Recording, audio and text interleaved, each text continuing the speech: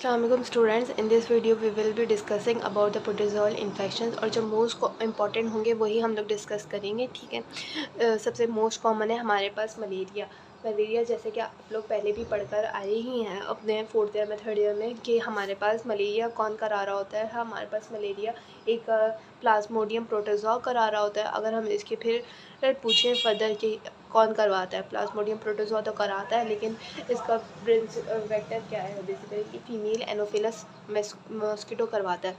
Female Anopheles mosquito करवाता है। Basically इसके जो है ना हमारे पास तकरीबन 5 टाइप्स की ना सीरोटाइप्स होते हैं। प्लाज्मोडियम मलेरियाए हो गया, प्लाज्मोडियम ओवेल हो गया, वाइवैक्स हो गया, प्लाज्मोडियम फैल्सीपैरम हो गया, उसके अलावा प्लाज्मोडियम नॉलेसी होती है, नॉलेसाई जिसको कहते हैं। ठीक है। जो हमारे पास वाइवैक्स और ओवेल होते हैं ना हिप्नोजॉइड होते हैं। मतलब क्या, ये जो है ना हमारे पास लिवर में जाके रिजाइड कर जाते हैं और वहाँ पे जाके डोर्मेंट स्टेज में रहते हैं, फिर बाद में लेटर इन लाइफ जो है ना अपीयर होते हैं। मलेरिया और फैल्सीपैरम जो है ना मोस्ट डेंजरस है इन सब में से। अब क्यों डेंजरस है मैं आपको आगे बताती हूँ। ठीक है, आपने इसकी लाइफ साइकिल जो पढ़ी होगी अपनी पैथो में, तो आप उसको उन फेजेस को याद रखिएगा कि कौन का प्री एरेथ्रोसाइटिक फेस होता है, एरेथ्रोसाइटिक फेस होता है और एसेक्सुअल फेस होता है। तो अब ये पैथो में रिवाइज कर चुके हैं, तो मैं इसलिए जो है ना इस वक्त इस वीडियो में नहीं बता रही हूँ। और वैसे भी हमारे पास मेडिसिन में हमें क्लिनिकल फीचर्स और मैनेजमेंट अच्छे से आनी चाहिए। हम इस वीडियो में इसके बारे में डिस्कस नहीं करेंगे।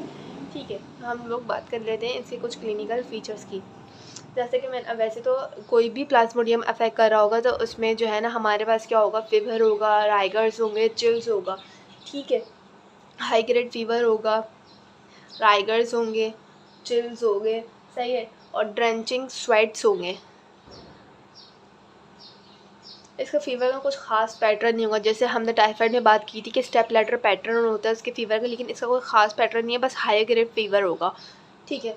उसके अलावा मलेज हो सकता है, हेडेक हो सकता है, वॉमिटिंग हो सकती है, जॉन्डिस हो सकता है, हेपेटोस्पिलीनोमेगैली हो सकती है, इसमें एनीमिया और थ्रोम्बोसाइटोपिनिया भी मिलता है। अगर हम पर्टिकुलर बात करें, मैंने आपको कहा था कि प्लाज्मोडियम फैल्सीपैरम जो है ना मोस्ट डेंजरस होता है। क्यों डेंजरस होता है? क्योंकि ये जो है ना हमारे पास हाई पैरासीटीमिया से एसोसिएटेड होता है।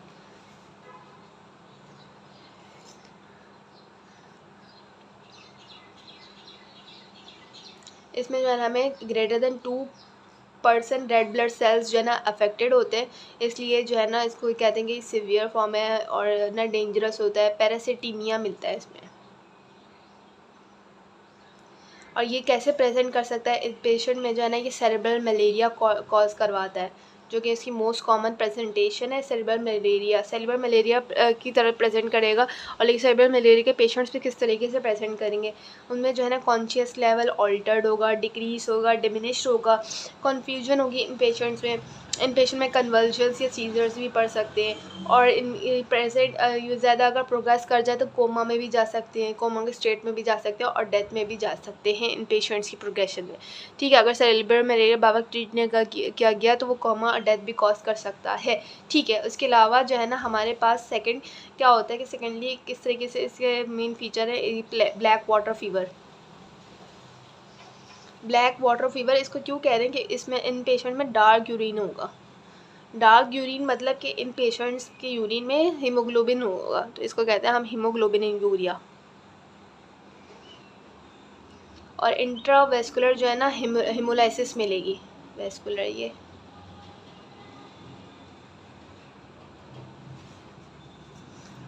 और भी इसकी कॉम्प्लिकेशंस होती हैं प्लाज्मोडियम फैल्सीपैरम की, जैसे कि सीवियर एनीमिया मिल सकता है, मतलब 5 ग्राम पर डेसीलीटर से भी कम। उसके अलावा DIC हो सकता है, disseminated intravascular coagulation, acute respiratory distress syndrome हो सकता है, हाइपोग्लाइसीमिया हो सकता है, मेटाबॉलिक एसिडोसिस हो सकता है। इसके अलावा GIT में अगर हम लोग बात करें तो डायरिया, जॉन्डिस और स्प्लीनिक रप्चर भी हो सकता है। ठीक है, उसके अलावा हम इसको डायग्नोज किस बेसिस पे करेंगे क्या इन्वेस्टिगेशंस करेंगे, डायग्नोसिस किस बेसिस पे होगी। इन पेशेंट्स में हम लोग जिम्सा स्टेनिंग करते हैं, जिम्सा स्टेनिंग करते हैं थिक एंड थिन फिल्म की। जो थिक फिल्म होती है ना वो हम लोग को बताती है कि ये प्लाज्मोडियम है, ठीक है। जब जो थिन फिल्म होती है ना इसकी, वो हम लोग को बताती है कि कौन सी स्पेशीज़ हैं। मतलब स्पेशीज़ मतलब जैसे कि हमने कहा था कि प्लाज्मोडियम वाइवेक्स है, ओवेल है, मलेरिया है, फेल्सीपेरम है, तो ये स्पेशीज़ बताएगी थिन फिल्म, ठीक है। उसके अलावा हम लोग एक और टेस्ट करवाते होते हैं, उसको कहते होते हैं MPICT, मतलब के मलेरियल पैरासाइट और इम्यूनोक्रोमेटोग्राफिक टेस्टिंग, ठीक है। MPICT का टेस्ट कराते हैं जिसमें हम लोग जो है ना देखते हैं कि फिर वाकई टेस्ट में मलेरिया पॉजिटिव है या नहीं। अक्सर जो है ना हम लोग यही टेस्ट करा रहे होते हैं MPICT, ठीक है। ट्रीटमेंट देख लेते हैं हम लोग इसका। ट्रीटमेंट जैसा कि आपने बहुत पढ़ा ही है कि हम लोग क्या क्या दे रहे होते हैं। हम लोग इन पेशेंट में क्लोरोक्वीन दे रहे होते हैं, RT मेथड दे सकते हैं, CoRT मेथड दे सकते हैं,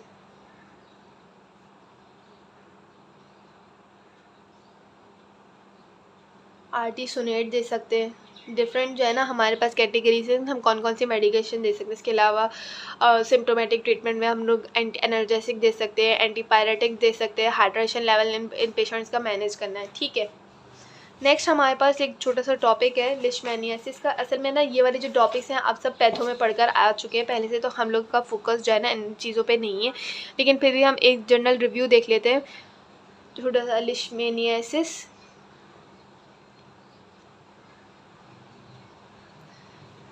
या इसको काला अज़ार भी कहते हैं। इसकी हमारे पास बेसिकली किसकी वजह से होता है, एक सैंड फ्लाई की बाइट की वजह से हो रहा होता है।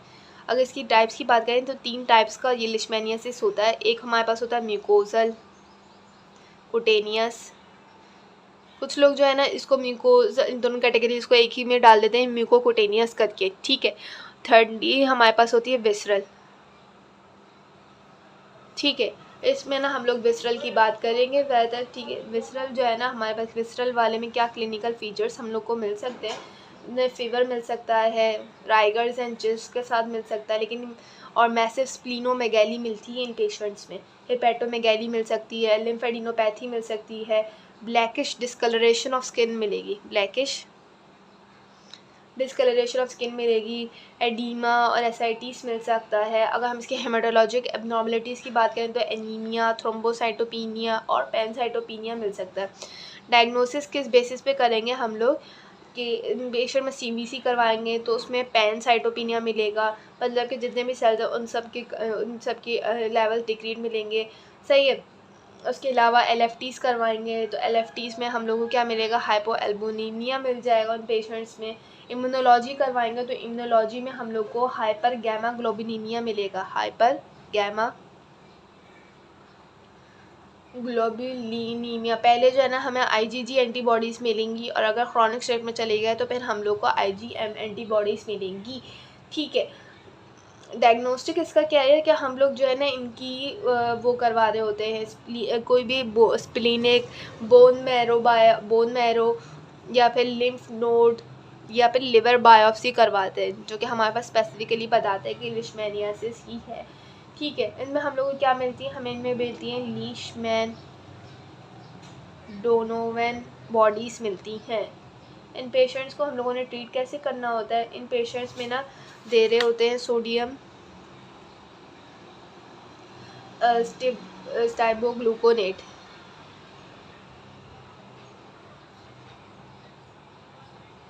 इसके अलावा पैरोमाइसिन भी दे सकते हैं, ठीक है। ये आप लोग देख लीजिएगा, छोटा सा टॉपिक है। इसके अलावा बाकी जो हमारे पास टॉपिक्स हैं जैसे अमेबियासिस, जार्डिसिस, टेपवॉप, ये सारे टॉपिक्स जो है ना अब अपने पैथो में पढ़कर आ चुके हैं, तो इसलिए जो है ना हम लोग यहाँ पर डिस्कस नहीं कर रहे हैं।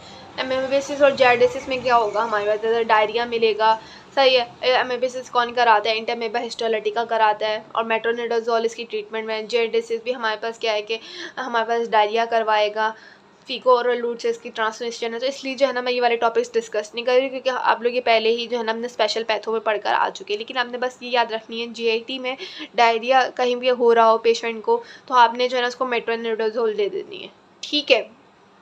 और अगर कहीं टेप वॉर्म या वॉर्म इन्फेस्टेशन की हिस्ट्री हो तो उन पेशेंट्स में ना अल्बेंडाजोल देते, कोई भी हो तो अल्बेंडाजोल मेबेंडाजोल ये देते हैं, बस आपको ये मेडिकेशन आनी चाहिए।